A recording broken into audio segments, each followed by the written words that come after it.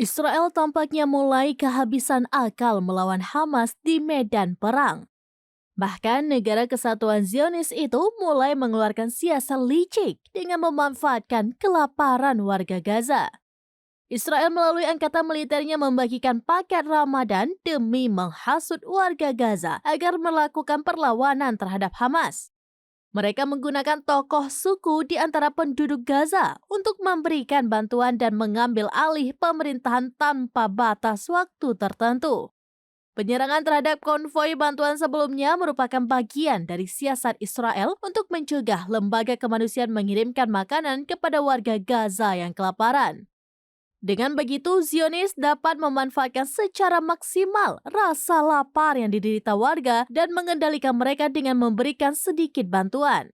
Melansir Serambi News, sejumlah media Israel melaporkan tentara Zionis mulai membagikan paket Ramadan pada Senin 4 Maret 2024 kepada penduduk di daerah kantong pantai yang terkepung.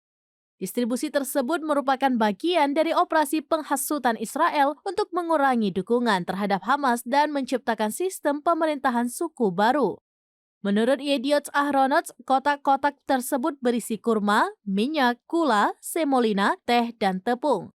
Sementara itu, berdasarkan laporan radio tentara Israel, angkatan militer mereka mendistribusikan kotak makanan kepada warga Gaza lengkap dengan potongan tulisan ayat Al-Quran. Potongan tulisan ayat yang ditempel di sisi paket bantuan tersebut membahas tentang keutamaan memberi makanan kepada orang miskin. Pejabat senior militer Israel mengungkap operasi ini bertujuan untuk membuat perpecahan antara Hamas dan warga Gaza yang kelaparan.